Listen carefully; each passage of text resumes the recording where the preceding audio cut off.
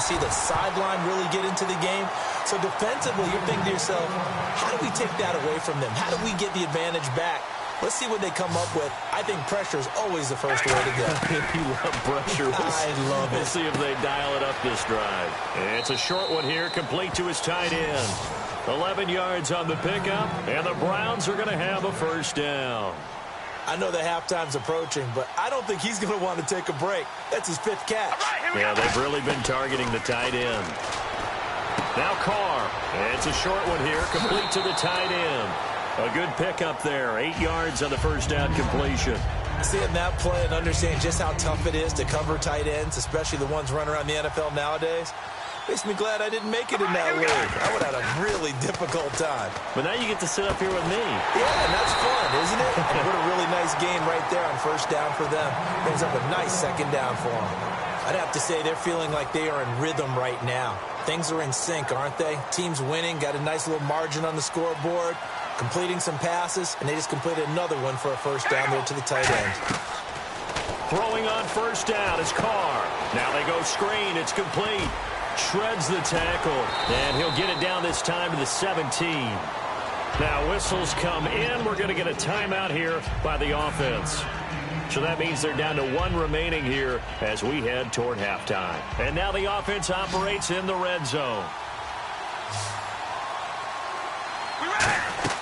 Again, it's Carr. And no escaping this time as he'll go down. They got him for a sack. Now hold everything here. We're going to get a timeout by the offense. And with halftime on the horizon, they'll be out of timeouts from here forward. Now a play fake. Carr.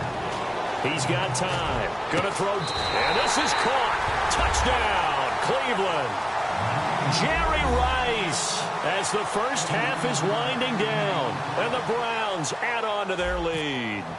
I heard a coach talk about those late-in-the-half scores, especially ones that give your team a pretty decent cushion.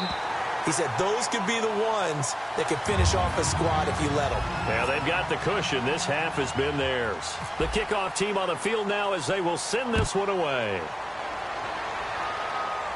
Fairly short kick taken at the 14 here. And they'll have good field position here as he's out of bounds up at about the 34-yard line. Now the Packers get set to go. And with time quickly fading here in the second quarter, not sure how aggressively, offensively they want to play this. I think we'll find out just how much they trust their guys in this situation if they decide to take a shot. And that's incomplete. Clock stops with 10 seconds left. I hope I don't sound too rah-rah on that one, but that's the exact right throw. Either your receiver gets it or no one gets it. Give him a lot of credit for being really precise with it. Nowhere to escape, and he goes down. Now whistles come in. We're going to get a timeout here by the offense. So as they take it over, we step aside. And unless this is a quick incompletion, this is likely the last play here of this first half. They come out here in the eye. On third down, here's Hill. So we reach halftime. Okay, so Larry apparently giving us the silent treatment all of a sudden, and we're going to skip ahead to quarter number 3.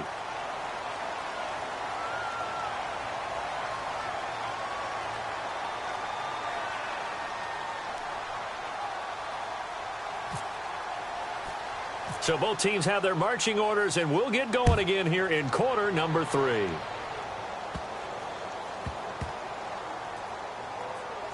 This will be taken very short. And he'll go down at the 2-yard line. What a disaster there. Here's the Browns offense now getting set to start off this third quarter. They built a good first half lead. Now they have a chance to add on to it. And what I'm thinking is that the offensive staff spent the entire halftime just working with them on, here's what we think they're going to do to attack us in the second half. Nice first half that we've had, guys, but be prepared for some change-ups. We're going to see them when we kick it off in the second half. See how they handle any adjustments that might be made defensively. And tough starting field position here. They'll come out in the pistol. All right, here we go. In his own end zone, it's Carr.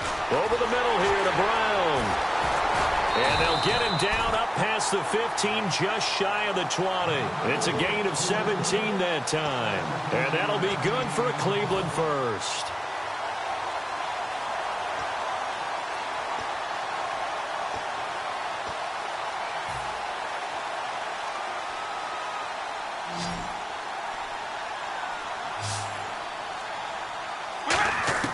On 1st and 10, here's Carr. Oh, there's that man again. It's complete. And he'll get this up to the 30-yard line. Give him 11 on the gain there. And a good quarterback facing zone coverage. If he has just a little bit of time to survey the scene, that's what's going to happen. No doubt about it. If there's no pressure, he's going to continue to pick them apart because he'll have all that time to find someone open downfield. You can only cover for so long. So maybe they want to go to a zone blitz scheme, get a little bit more pressure. Remember when Carolina did that against Denver? They lost the game ultimately. They dropped the defensive end out, and he ended up with an interception in that game in Super Bowl 50. Maybe some sort of scheme like that to try and get more pressure at the passer.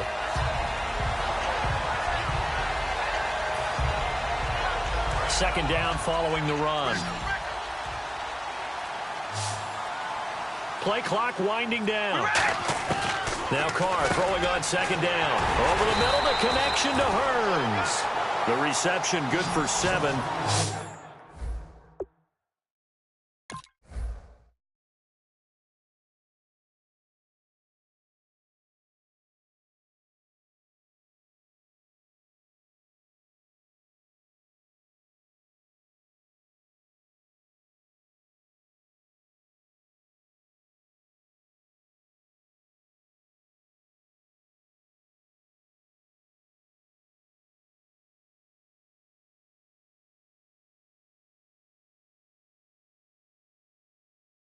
It's third down.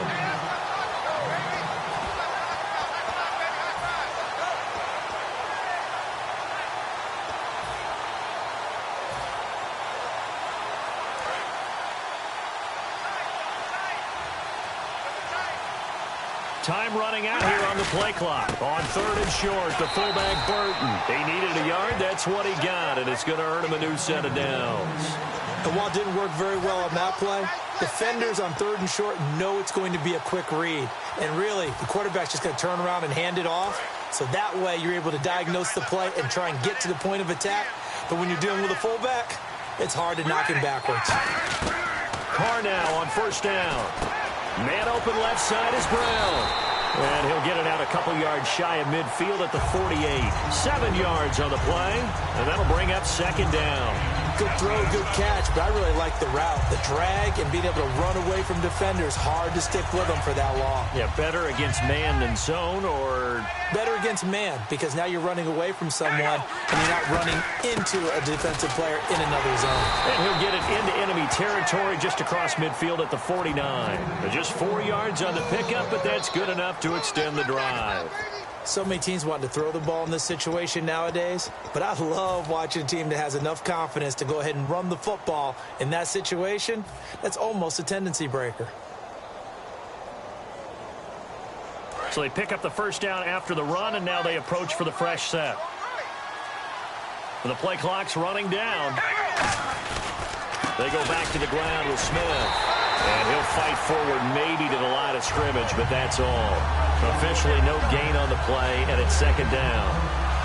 But at least he was able to break that initial contact, or it could have been a loss. Yeah, give credit to the defensive player, though. What did he do? Made him slow down, slow up his feet, and allowed the rest of the guys to get there to finish him off. Back now here on EA Sports. A lot of folks starting to make their way to the parking lot. Their guys trail big here to begin quarter number 4.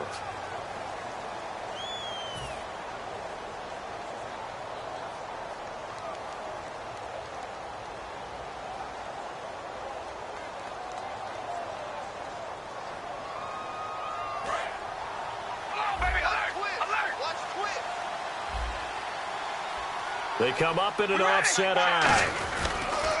On the carry, here's Smith. And he's going to be stopped up at about the 47-yard line. Just a couple on the pickup there, and now it's third down. And in this situation with a lead fourth quarter, they're liking keeping the ball on the ground, I'm sure. It's just smart football, but you know the defense has to know it as well. They've got to stop them here. So now we're going to see that loading the box in a big way. 6, 7, 8, 9, whatever it's going to take, puts a little bit more pressure on your big offensive line.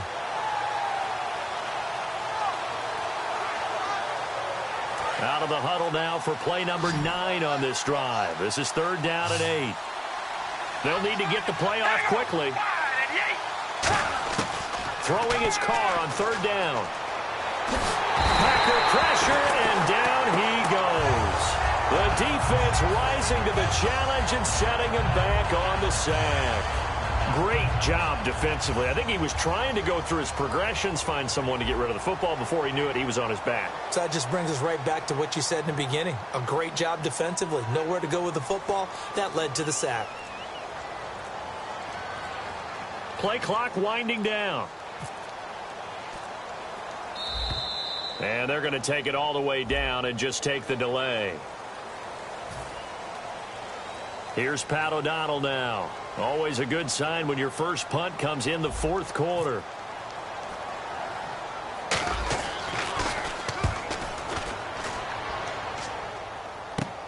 Now it's Lockett. That'll go as a punt of 32 yards. And it'll be Packer football here. First down and 10. The Green Bay offense now about ready to take possession here.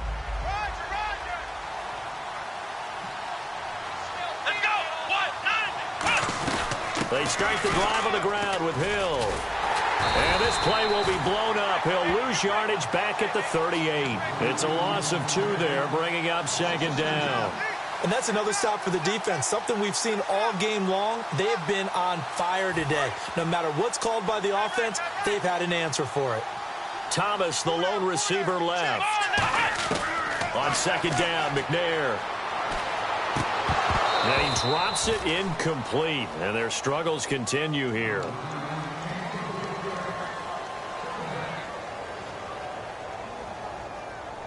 Incomplete pass on second down. Let's see what the offense draws up here on third. Now McNair. And he takes a shot on the release as this will be incomplete. Jeremy Hill was the one he was trying to hit there. And now it's fourth down. Third down is a down. Both sides know they absolutely have to win. And the name of the game for the defense is pressure on the quarterback. But pressure on the quarterback with contact, that's how you end up winning it. He sets to fire deep. And that's caught inside the 30. Touchdown, Packers. Their dangerous wide receiver, 62 yards. And the Packers make some inroads here on that deficit. Wow, talk about a big fourth down conversion for the score. Defensively, how do you let that happen? I think you start with the offense, and you give them credit for going for it and having that type of, well, let's face it, audacity. But defensively, I think you're right on target, partner. There's no way something like that's supposed to happen in that situation. You're supposed to be able to shut that down and get the ball back for your own team. Instead, they give up not just a big play, but a touchdown. And the Browns are able to cover this one up. Well, fourth quarter, they felt like they needed the football back. Unfortunately, they couldn't get it. And I know we brought analytics into the game, and someone has said here that the data says that when a team's expecting an onside kick, 80% of the time, the team expecting it, they do actually recover the ball, which is what we saw here.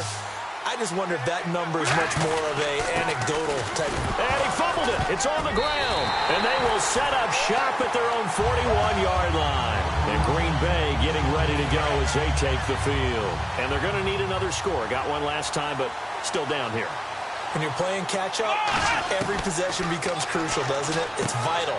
Get back out on the field, punch it in the end zone again. They know it's not easy, but what they do have going for them, they did score the last time. They think they've got a good formula working. And what about the defense? Well, now you're just saying to yourself, okay, we gave up a score last time.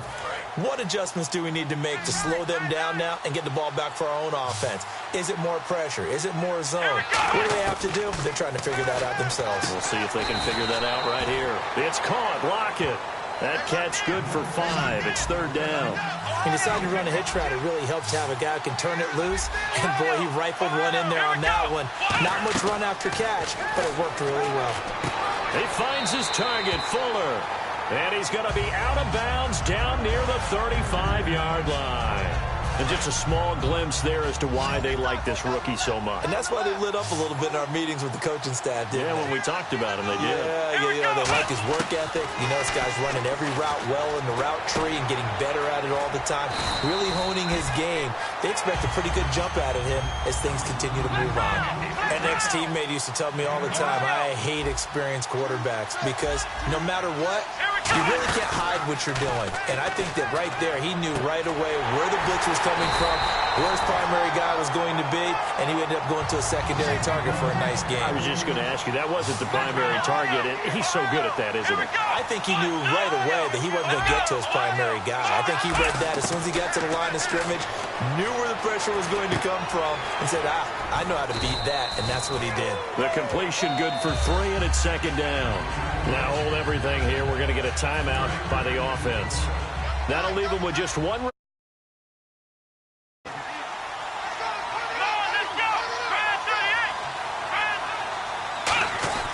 Play action. It's McNair. And that one his first incompletion in his last 6 passes. And it's third down. After all the preparation, all the practice, a play like that will absolutely break your heart. They had everything they wanted, just unable to complete it. In the end zone, a big-time drop. Here's McNair. His throw caught right around the 6. Now whistles come in. We're going to get a timeout here by the offense. That'll be their third and final stoppage here as we step aside. Now a play fake here on first down. And his throw is incomplete. He couldn't get the hook up there that time with Thomas, and that'll bring up second down. All defenders get tired of hearing about their lack of hands and why they're playing defense instead of offense. But in this situation, it was the hands that made the play. Batting the ball away on an attempted touchdown pass. Excellent job. Way to knock it down. And the hit jarred it loose. It's incomplete. Whenever I see an in-route dropped, as we just saw on that play, I'm always thinking that in the back of their mind, they're worried about what's coming at them because they're going towards traffic on that route as opposed to being away from it and maybe having a little bit more space. McNair to throw. And incomplete. The contact made the ball roam free and brings up fourth down. The field goal doesn't help. They're going to go for the 6 here on 4th and goal. Timing's crucial in any route thrown, but when you throw an out... And this is intercepted, and that should do it. A great read, and it's picked off. And a big turnover there as his guys will get the football back. And now Cleveland geared up to take the field. And last time, the fumble, the turnover. Now they still have the lead, but I don't think coaches care. The turnovers will bother them no matter what the scoreboard says. That's the relief that you still have the lead. But coaches look at what if and what it should be. Turning the ball over when they've got a chance to score more points and increase the lead, that's what's going to affect them. And they're also thinking to future weeks, maybe when the game's closer, right? No doubt about it. You want to clean up everything. Let's just be honest about it. They want everything to be perfect at all times. They don't want to give up anything that's going to hurt their team.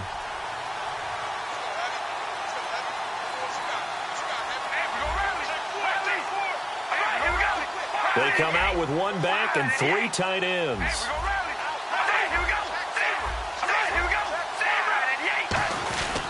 They'll run it now with Smith. And not much there at all. He's up only to about the 16-yard line. Well, as always, partner, an extreme pleasure to share a booth with you. I have to say, I am impressed at your discipline because you came here and you said you were not going to eat any of the media buffet. You made it to the end. You didn't consume a single calorie. I appreciate that, Coach.